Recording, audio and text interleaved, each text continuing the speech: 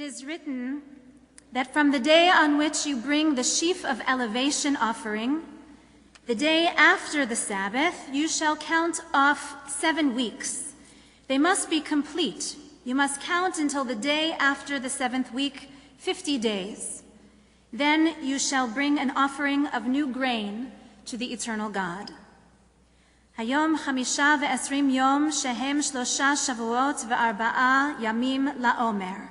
Today is the 25th day in the counting of the Omer. That means we're exactly halfway to Sinai, halfway to Shavuot. We count off the 49 days of the Omer just before Aleinu each evening, from the 2nd day of Pesach to the day before Shavuot. Moses Maimonides in the 12th century said, this counting of the Omer is like one who expects his most intimate friend to arrive on a particular day. And in anticipation of that friend's arrival, he counts down the days and even the hours. But instead of counting down, we count up. It is an ascent, after all, an ascent to Har Sinai, to Mount Sinai, and it is an ascent to God. And it is an ascent to the gift that we will receive all over again once we arrive. According to Rabbeinu Nissim, our eagerness was not, as Maimonides says, anticipation for meeting our God, but rather receiving the gift that God would extend to us. Our Israelite ancestors were told that they would receive the Torah on the 50th day following the Exodus from Egypt. In their eagerness for that sacred instruction of Torah, they counted up the days. And how did they count? How did they express that ancient marking of time? When we were an agricultural people, our ancestors counted those days by counting the Omer, that is, a sheaf or measure of grain. And the Mishnah describes a wonderful scene in great detail. It comes to life when the picture is painted with the words of our sages who either had memories themselves of the Omer, or more likely they heard stories told to them by their grandparents, memories passed down to them from their teachers. And here's what is recalled in the Mishnah about this counting of the Omer. Representatives of the court would go out on the day before the holy day, that is, the day before Pesach, and they would tie up the grain into bundles so that it would be easy to cut. And at the end of the holy day, the people of the nearby villages would all gather around and assemble at that place so that the harvesting should be conducted with much ceremony. And when it was dark, the appointed reaper would ask, "Has the sun gone down?" And the people would reply, "Yes." And the question would be asked again, "Has the sun gone down?" And the people would say, "Yes." And a third time, "Has the sun gone down?" "Yes." And so it would go with a call and response back and forth 3 times for every question asked. "Shall I use this sickle?" the reaper would ask. "Shall I put the grain into this box? Shall I do it this week? Shall I reap now? Yes, yes, yes, reap, reap, reap." So why all this formality and ritual and ceremony? Why was so much care taken to speak to one another, to ask and to answer? There are probably 3 answers to this question, why. There's the historical answer, the sociological answer, and the theological answer. First, the historical. The Mishnah itself explains that this ritual was to protect the calendar from the Bethusians. The Bethusians were another sect that had another thing in mind for the Jewish calendar. They denied that the grain should be cut immediately after the holy day. And so we wanted to be sure that we were keeping the calendar that the majority figures and sages dictated. That's the historical answer why. We wanted to be sure of the calendar. We wanted to be sure to fulfill the mitzvah of keeping a sacred calendar. Then there's the sociological answer. Public opinion. Make sure leaders lead in the way the people wish to be led. Action must be planned based on the will of the people. Today we might call this consensus building or cultivating buy-in. No pun intended, cultivating buy-in. Everyone from the village eats the grain and can say after this ritual, I had something to do with this grain. I had a say in how and when this grain would be brought to the market and brought to my table and brought to feed my children. And then there's the theological answer, and that is about revelation. In Judaism, private revelation is often met with skepticism. We don't speak much of epiphanies or religious awakenings like a thunderbolt. Usually, Judaism speaks of revelation in the plural. We understand that understanding comes through the collective. Wisdom is accumulated over time and by many good minds. We say the truth is discovered by the strength of the generations. And it is taught that the truth revealed at Sinai was received by each and every person according to his and her ability, his and her unique perspective.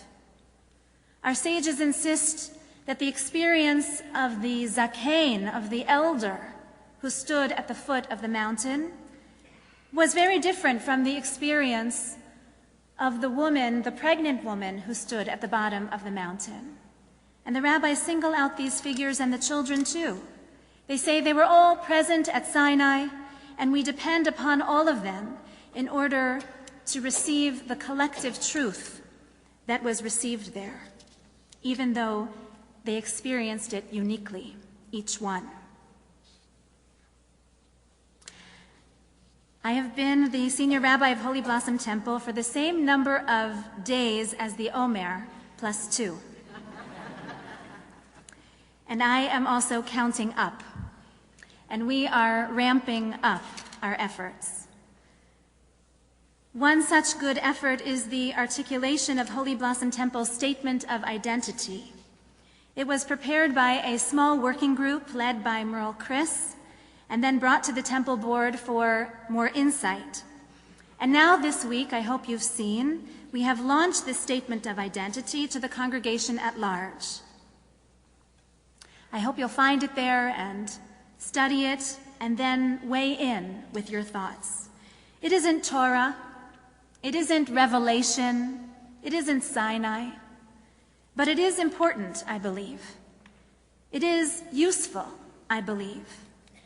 When we can state who we are, and when we know who we have been, then we are better poised and more ready to state who we wish to become.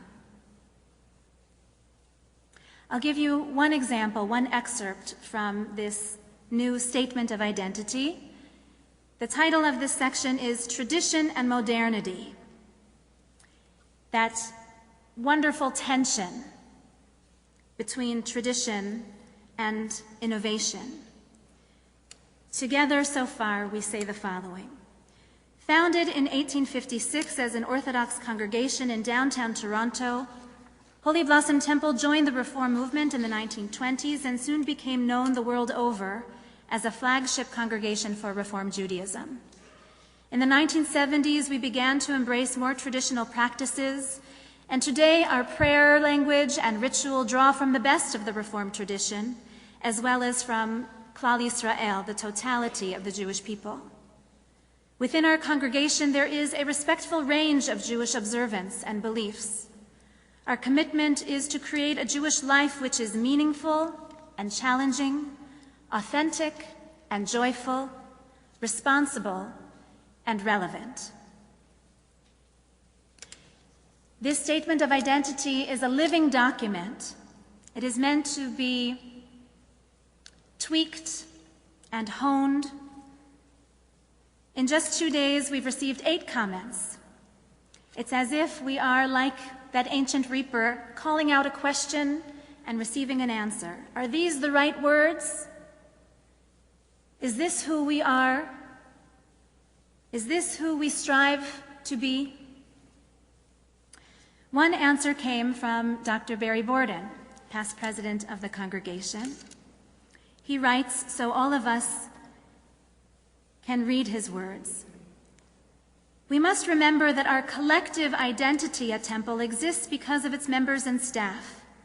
Our individual identities are cumulative, and together form this collective, a collective result of past, present, and future. Many live in the past and resist change. Others only look to the future and tend to allow the present to slip by. As stated, these words of our identity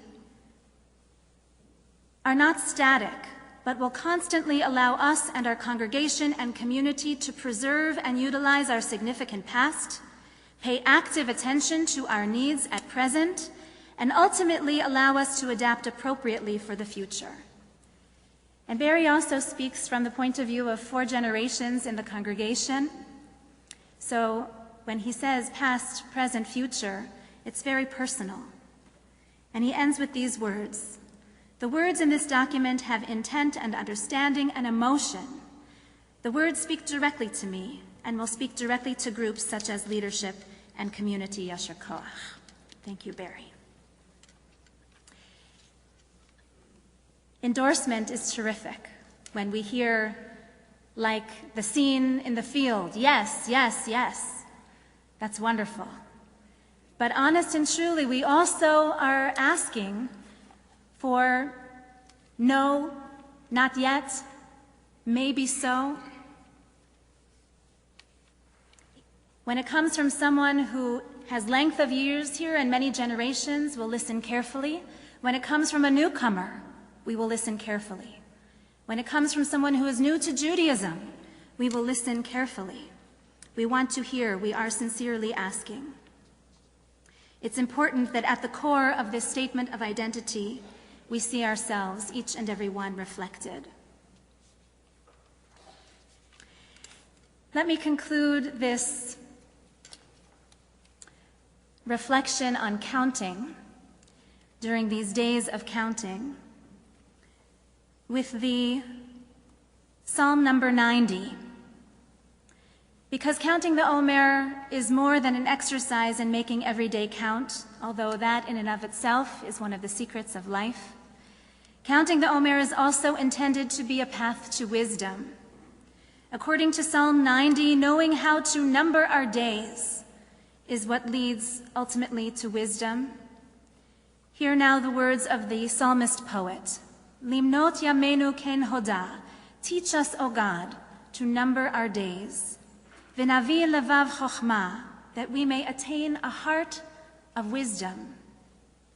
The seat of wisdom, according to the psalmist, is the heart. So that we may attain a heart of wisdom, turn to us, Adonai. How long before you show mercy to your servants? Satisfy us at daybreak with your steadfast love, that we may sing and rejoice all our days. Let your deeds be seen by your servants, present tense. Your glory by their children, future tense. May your favor, Adonai, be upon us. U'ma'aseh yadenu konena aleinu. Let the work of our hands endure for us. U'maseh yadenu konenehu. Let the work of our hands endure. Amen.